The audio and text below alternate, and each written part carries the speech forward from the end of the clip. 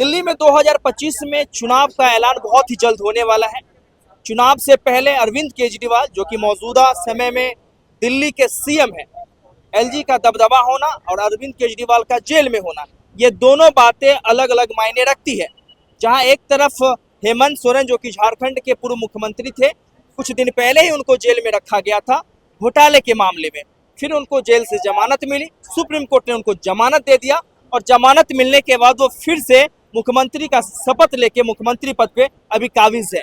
हमारे साथ एक साथी मौजूद है जो कि हेमंत सोरेन के और झारखंड की राजनीतिक परिदृश्य पे चर्चा करने के लिए इस समय हमारे बीच में मौजूद है। आइए जानने की कोशिश करते हैं कि हेमंत सोरेन और केजरीवाल के बीच में किस तरीके का समन्वय है, क्या राजनीतिक दृष्टिकोण है, क्या बीजेपी इन छोटी पार्टियों को या यूं कह लीजिए जो राज्य स्तरीय पार्टियां हैं उनको खत्म करना चाहती है, या क्या वो तमाम मुद्दे उन पर बातचीत करेंगे। सबसे पहले तो क्या नाम है आपका? जी, मेरा नाम मोहम्मद तौकीर आलम है। तौकीर आलम, कहाँ से आए हैं आप? मैं झारखंड का रहने वाला हूँ सर। कैसे देखते हैं हेमंत सोरेन को कुछ दिन पहले जेल में डाल दिया गया था? जी सर, वो तो गलत हुआ था। हाँ। क्योंकि हमारे झारखंड के दृष्टिकोण से देखा कर जाए तो कि हमारे झारखंड दृष्टिकोण से उन्होंने झारखंड के लिए बहुत अच्छा काम किया था सर। अच्छा।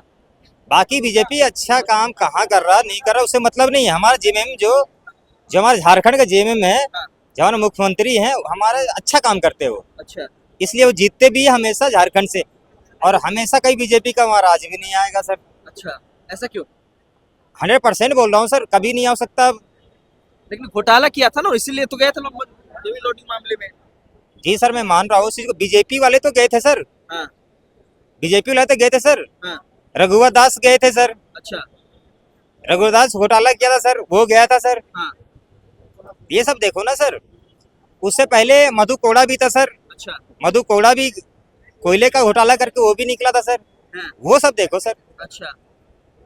अगर ये हमारे हेमंत सोरेन जी अगर गलत नहीं करते तो जेल से बरी होके और आके फिर शपथ ग्रहण मुख्यमंत्री का लेते नहीं। हाँ। ये चीज सबसे बड़ी बात है सर। अच्छा, क्या लगता है आपको, बीजेपी जो पार्टी है वो छोटी पार्टियों को खत्म करना चाहती है, ऐसा लग रहा है आपको? देखिए, झारखंड और दिल्ली में हाँ। डुअल स्टैंडर्ड है, अच्छा। तो जिसको दोहरा मापदंड कहते हैं। ठीक है। और प्रधानमंत्री ने जो भारत के संविधान की शपथ ली है कि मैं संविधान के मेरा नाम अलमदार अब्बास है, मैं कहता हूँ प्रधानमंत्री ने कहा है कि मैं इस संविधान के प्रति सच्ची निष्ठा रखूंगा। हाँ। और इस संविधान के प्रति कार्य करूंगा। अच्छा। प्रधानमंत्री ने बकायदा यूट्यूब पर लिया, और मैं कोई पक्षपात यानी डिस्क्रिमिनेशन नहीं करूंगा। ठीक है। ये प्रधानमंत्री की शपथ थी और हर मंत्री की शपथ है। लेकिन झारखंड में देखिए कि एक मुख्यमंत्री जेल में चला गया। अच्छा। और जेल से छूट के फिर मुख्यमंत्री की शपथ ले लेता है। हाँ। और एक साहब जिनके ऊपर भ्रष्टाचार का आरोप था, वो उससे मिलने भी गए। हाँ। और उन्होंने वहाँ डिनर भी खाया, क्या खाया ये तो मुझे पता नहीं। ठीक है। या डिनर लिया या खाली चाय पानी लिया, लेकिन वो बैठे बड़ी देर तक। अच्छा। बड़ी देर तक बैठने का रात का मतलब ये है कि आपने डिनर भी लिया हो। खैर ये तो अलग की बात है। जो असल बात जो मैं कहना चाहता हूँ वो ये कि दिल्ली के अगर मुख्यमंत्री जेल में है इस वक्त, और जेल से मुख्यमंत्री सरकार नहीं चला सकता। ठीक है। क्योंकि प्राइम मिनिस्टर के पास डिस्क्रिशनरी पावर है।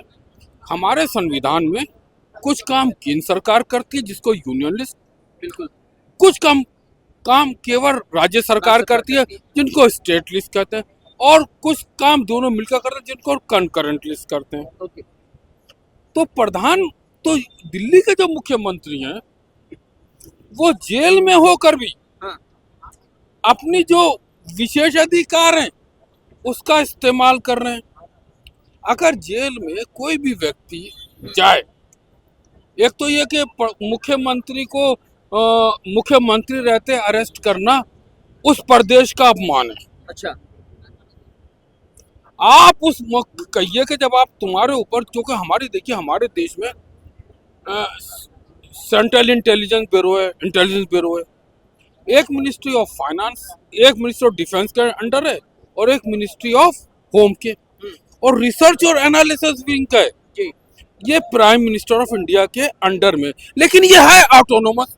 अच्छा, ये बिल्कुल निष्पक्ष ये कहते हैं कि हम काम करते हैं, ठीक है। हम कोई पक्षपात नहीं करते, हाँ जी। हमारे ऊपर राजनीतिक कोई दबाव नहीं है। अच्छा, तीनों एजेंसीज कहती है, फिर तीनों एजेंसीज ये भी कहती है कि एग्जीक्यूटिव हो या जुडिशरी हो, हाँ, हमारे ऊपर किसी की हेकड़ी नहीं है, हम किसी के दबाव में नहीं। अच्छा, हमारी ऑटोनोमस है हम, और बिल्कुल ऑटोनोमस रूप से हम जांच करेंगे। लेकिन आरोप लगा रही है ना कि सीबीआई हो या ईडी हो, केजरीवाल पे आरोप ये लग रहे हैं कि शराब आबकारी नीति मामले के अंतर्गत जो है उन्होंने 1000 करोड़ रुपए का घोटाला किया, दिल्ली वालों को शराब पिला दिया, दिल्ली में जो है विकास के काम ठप हो गए, इसलिए जो उनको जेल में डाला गया। देखिए, इसमें देखिए इसलिए केजरीवाल राजनीति की, पानी ठप हो गया दिल्ली में। इसमें जो पॉलिटिक्स है, हाँ, इसमें पॉलिटिक्स की खुशबू आ रही है, अच्छा, पानी का ठप ही हो क्योंकि गया झारखंड में जिस तरह से वो निकल गए हाँ, और मुख्यमंत्री दोबारा बन झारखंड गए, की तो बातें मत करो, अपने दिल्ली की बात करो। लेकिन दिल्ली के अंदर दोहरा मापदंड है, डबल स्टैंडर्ड है। हाँ, तो मैं चाहूंगा कि दोनों का, एक तो ये है कि जो समीकरण जो है वो अलग अलग है, ठीक है। फिर भी क्योंकि अगर कोई मुख्यमंत्री जेल में चला गया तो उसको मुख्यमंत्री का पद छोड़, नैतिकता के आधार पे, मोरलिटी के आधार पे छोड़ देना चाहिए, क्योंकि जेल के अंदर रह के सरकार चलाना गलत बात है। ठीक है। तो मैं चाहूंगा केंद्र सरकार, देखिए एक बात है, इसमें या तो दाल में काला है या काले में दाल है। अच्छा, या तो दाल में काला है या काले काले में में दाल है। हो सकता है आपके दिमाग में भी काला हो सकता है। और मेरे दिमाग में भी काला हो सकता है। तो यही बोल- अगर मैं राजनीति करूंगा हाँ, तो मैं भी सीधा हूँगा, हाँ। बिल्कुल जलेबी की तरह से, अच्छा, और गठबंधन बनाऊंगा जिस तरह से जलेबी में गठबंधन आते। हाँ, अगर मैं राजनीति में आऊंगा तो फिर मैं ये विचार नहीं दूंगा, हाँ। मेरे विचार दूसरे होंगे। बिल्कुल। मैं तो ये देखूंगा कि मुझे धर्म के आधार पर वोट ज्यादा मिलेंगे, जात के आधार पर, भाषा के आधार पर, रिजर्वेशन के समर्थन में वोट ज्यादा मिलेंगे या इसके विरोध में। केजरीवाल के काम को कैसे देखते हैं? अगर दिल्ली में केजरीवाल के काम को देखा जाए तो कैसे देखते हैं? कांग्रेस के समय का भी काम आपने देखा होगा, आम आदमी पार्टी के काम को कैसे देखते हैं?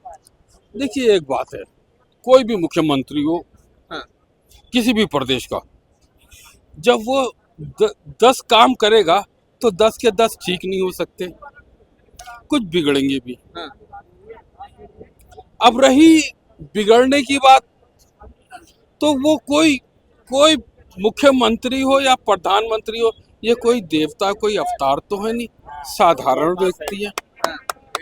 साधारण व्यक्ति गलती कर सकता है और गलती किसी से भी हो सकती है, हाँ, और नोट ऐसी चीज है कि किसी का भी दिमाग घूम सकता है। अच्छा, हाँ, अगर 1 करोड़ या 2 करोड़ नोट रुपया मिल जाए हाँ, तो हो सकता है मेरा भी दिमाग घूम जाए। अच्छा। 2025 में चुनाव है दिल्ली के विधानसभा का, क्या लगता है फिर से केजरीवाल आएंगे या सत्ता से बेदखल कर दिया जाएगा जनता के द्वारा? क्या कहेंगे, पूरी प्रतिक्रिया देखिए, क्या रहेगी? मसला केजरीवाल का नहीं है, हाँ, मसला इस वक्त हमारे देश का जो संविधान है हाँ, और हमारा लोकतंत्र है, अच्छा, इस लोकतंत्र की जो मर्यादाएं हैं हाँ, उसके आधार पर प्रधानमंत्री की जिम्मेदारी है